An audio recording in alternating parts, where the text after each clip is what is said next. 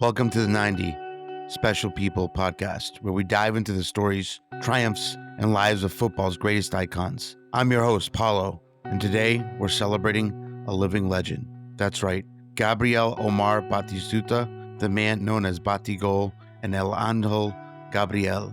From his thunderous strikes for Fiorentina and Argentina to his life off the pitch as a family man, polo enthusiast, and philanthropist, Batistuta's journey is one of passion, loyalty, and resilience. Join us as we explore his remarkable career and the quieter moments that define this Argentine icon. Gabriel Batistuta was born February 1st, 1969 in Avellaneda, Santa Fe, Argentina, highly regarded as one of the greatest strikers in football history. With 356 career goals across clubs and country, he's a symbol of power, precision, and heart. His nickname, Batigol, came from his knack for scoring jaw-dropping goals, while El Angel Gabriel reflected his grace and humility. Today we'll walk through his journey, from the streets of Reconquista to the pitches of Florence and Rome, and then into his life beyond football, a story of family, pain, and new passions. Let's kick things off with his early days. Growing up in Reconquista, Gabriel wasn't initially drawn to football.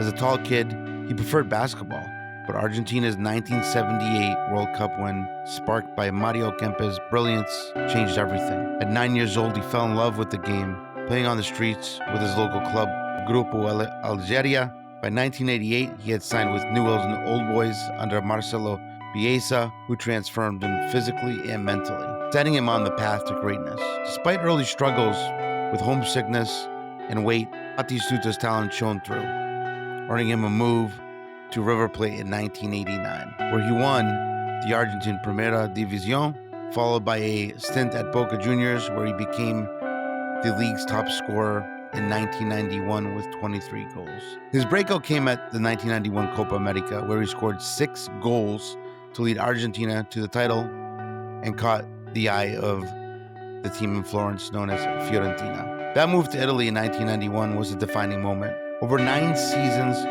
with Fiorentina, Batistuta became their all-time leading scorer with 168 Serie A goals, being loyal even when the club was relegated to Serie B in 1993. He helped them return to Serie A, won the Coppa Italia and the Supercoppa Italiana in 1996, and set a record by scoring in 11 consecutive matches in the 1994-95 season, earning the Capocannoniere with 26 goals. Fans in Florence adored him, erecting a bronze statue in his honor, though controversially, it was later melted down after his departure. Batistuta's loyalty to Fiorentina didn't mean he shied away from the bigger stages. In 2000, he joined Roma for a then record fee for a player over 30, and in his first season, he scored 20 goals to help Roma win the 2000-2001 Serie A title, a dream fulfilled after years of near misses with Fiorentina. He later had a brief loan at Inter Milan in 2003 before finishing his career in Al Arabi in Qatar, where he set a league record with 25 goals in 21 games. By the time he retired in 2005, he'd racked up 444 club appearances and 248 goals. Internationally, Batistuta was Argentina's tallyman with 56 goals and 78 caps. He held the national team's scoring record until Lionel Messi surpassed it in 2016. He won 2 Copa America titles, 1991 and 1993. He won the 1992 FIFA Confederations Cup, and he scored 10 World Cup goals across the 1994-1998 World Cups, including hat tricks against Greece and Jamaica, making him the only player to score hat tricks in 2 different World Cups. One iconic moment for him, his 1999 Champions League streamer against Arsenal, a 25-yard rocket that still lives in highlight reels today. As Diego Maradona once said, Batistuta is the best striker I've ever seen. But what about Gabriel Batistuta off the pitch? His life outside football is just as compelling. Raised in a close-knit family, the eldest of 4 with parents, Omar, a slaughterhouse worker, and Gloria, a school secretary, Batistuta met his wife Arina Fernandez at her quinceañera when he was 16. They married in 1990 and have 4 sons, Tiago, Lucas, Joaquin, and Shamel. Despite fame, he remained a low-profile family man, avoiding the spotlight. After moving to Florence, Rome, Qatar, and even Perth, Australia, he returned to Argentina in 2007, settling back in Reconquista, Retirement was never easier for Gabriel. Batistuta faced severe ankle pain from years of physical strain, revealing in a 2014 interview that the pain was so intense he once asked a doctor to amputate his legs. Surgery helped, but in 2017 he admitted to ongoing mobility issues, yet he stayed active by channeling his competitive spirit into polo and golf.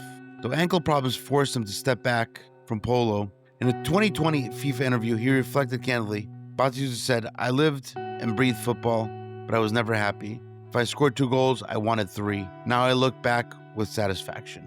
Batistuta dabbled in football post-retirement, earning coaching badges and serving as a technical secretary for Colón in 2012-2013. He also worked as a commentator during the 2006 World Cup and played in the charity matches, scoring twice in a 2014 game in Italy. Beyond sports, he's been involved in philanthropy, supporting community causes in Argentina, and runs a construction company. A lesser-known talent, he's a skilled guitarist, often playing for friends and family. As he told thefamouspeople.com, "I'm no hero. I just did my job with passion, and I tried to stay true to my roots." Gabriel Batistuta's legacy is immense in Florence.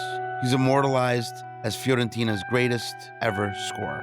In Argentina, he's a national hero, included in Pele's FIFA 100 list in 2004 and inducted into the Italian Hall of Fame in 2018.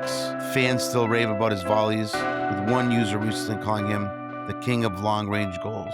His humility, loyalty, and relentless drive continues to inspire. The story from his Roma days captures his spirit. Down 2-0, he rallied his teammates, scored a brace, and led a comeback win. Pure Batigol. As he enjoys life in Argentina, balancing family, golf, and philanthropy, Batistuta remains a symbol of what it means to play with heart. His words from a 2023 charity match interview sum it up. "Football gave me everything, but my family and my peace are what matter now." Whether it's a 30-yard screamer or a quiet moment strumming his guitar, Gabriel Batistuta's story is one of passion and authenticity. Eagles rookie stickers can be found in the 1991 Panini Calciatore set, sticker number 106. There have been 173 graded by PSA. Only 3 PSA 10s exist. The gem rate on this sticker is 1.73%. The most recent sale of this card was a PSA 8.5 on June 29th for $57.60. The last PSA 10 sale was in June of 2023 for $900. The highest sale ever was back in 2022 when it sold for $22.50. His first actual card is a 1991-92 Merlin Shooting Stars card, number 79. There have only been 14 of these graded by PSA, with one PSA 10, and the last sales of the PSA 10 was in February of 2024 for $1,230. That's it for today's deep dive into Gabriel Batistuta's incredible career and life beyond the pitch. From the streets of Reconquista to the top of Serie A, from World Cup heroics to family life and philanthropy, Batigol's journey is one for the ages. What's your favorite Batistuta moment? The Arsenal rocket? His Fiorentina loyalty? Share with us on social media.